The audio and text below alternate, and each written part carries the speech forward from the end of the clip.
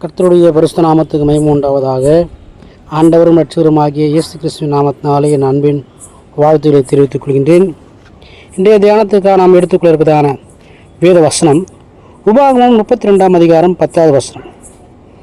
அவனை தமது கண்மணியைப் போல காத்துள்ளார்.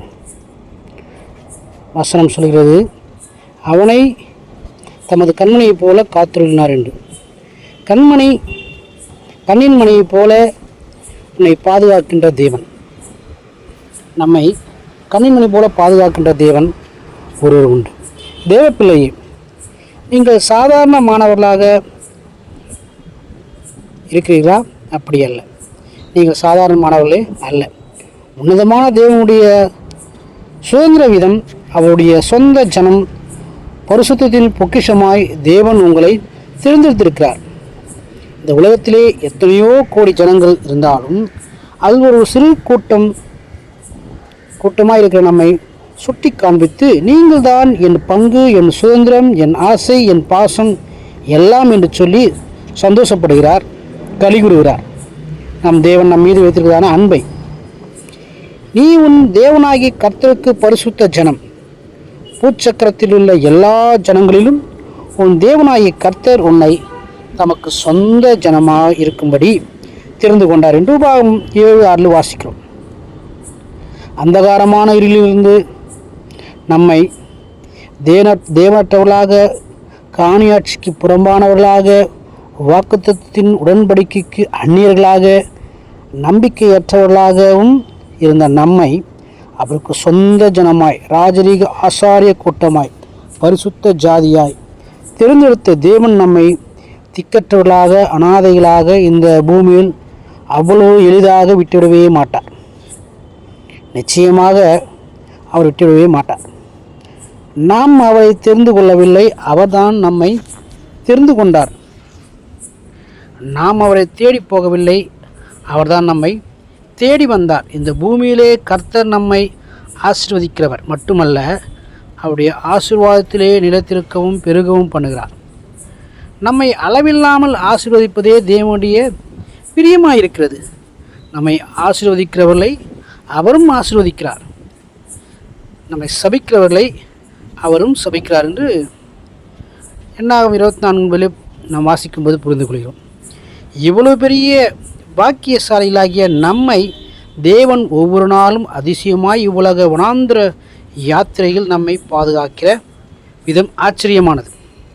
தேவனுடைய பாதுகாப்பை கண்ணின் மணிக்கு ஒப்பிட்டு சொல்கிறது வசனம்.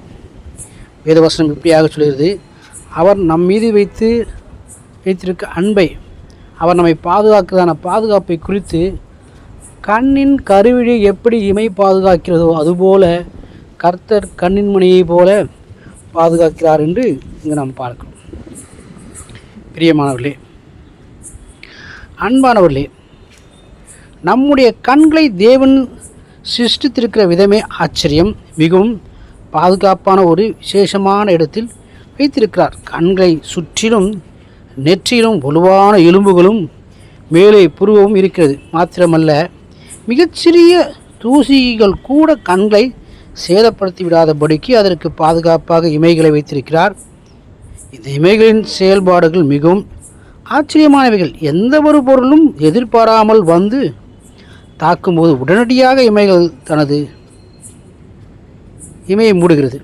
நம் கண்களை அப்படியே மூடி அவர்களை கண்களை சேதப்படுத்த விடாதபடி பாதுகாத்து கொள்கிறது. அதுபோலவே தமது நோக்கத்தோடு, தேவனுடைய விலையேறப்பெற்ற நோக்கத்தோடு நம்மை தேர்ந்தெடுத்த தேவனும் நம்மை பாதுகாக்கிறார். இஸ்ரவேலை பாதுகாக்கிற தேவன் உறங்குவதும் இல்லை, தூங்குவதும் இல்லை. மிகவும் கருத்தாய் நம்மை பாதுகாத்து வழிநடத்தி வருகிறார். நமது வலது பக்கத்திலே நிழலாயிருந்து பாதுகாக்கிறார். பகலிலே வெயிலாகிலும் இரவிலே நிழலாகிலும் நம்மை சேதப்படுத்தாதபடிக்கு வழிகளெல்லாம் தம்முடைய தூதர்களுக்கு கட்டளையிட்டு நம்மை பாதுகாக்கிறார். விசேஷமாக இந்த பாதுகாப்பில்லாத உலகத்திலே அவருடைய செட்டில் மறைவிலே தமது கண்மலையின் வெடிப்பிலே பஸ்கா ஆட்டுக்குட்டியின் இரத்தத்தை தெளித்து நம்மை, நம் குடும்பத்தை எந்த ஒரு தீங்கும் சேதமும் அணுகாதபடி தமது சட்டைகளின் கீழ் உள்ள ஆரோக்கியத்தினால் நம்மை மூடிக்கொண்டிருக்கிறார்.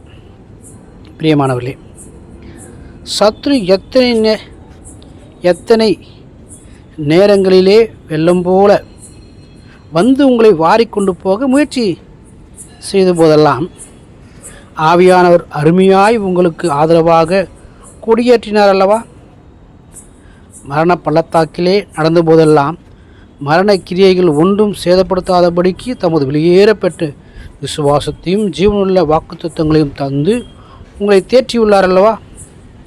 தீமையும் நம்மை அணுகாதபடிக்கு பாதுகாத்தார் அல்லவா?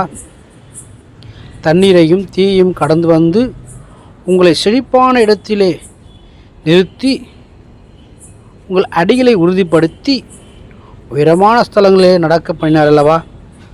அழுகையின் பள்ளத்தாக்கை உருவ நடந்தபோது தமது ஆறுதலின் கரத்தினால் உங்களை தூக்கி எடுத்து தமது மார்போடு அணைத்து ஆதரித்து நம்மை வழிநடத்துகிறார் அல்லவா? அது மட்டுமல்ல, ஒரு நீரூற்றின் அனுபவத்தையும் உங்களுக்கு கட்டளையிட்டார் அல்லவா? எவ்வளவு அருமையாய் கண்ணின் கருவிழியைப் போல அவர் உங்களை பாதுகாக்கிற தேவனாயிருக்கிறார்.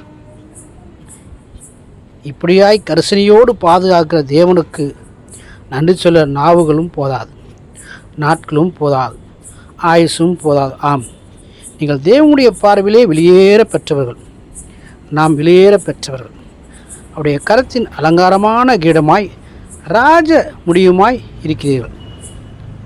இதுவரைக்கும் கண்மணி போல பாதுகாத்து நடத்தினவர் இனிமேலும் என்னாலும் துஷ்ட சூனிய கிரியைகள் உங்கள் குடும்பத்தையோ தொடாதபடிக்கு இரவும் பகலும் தமது சுடரொளி பட்டயத்தை கொண்டு அக்னி மதிலாக இருந்து அற்புதமாய் உங்களை பாதுகாத்து வழிநடத்துவார்.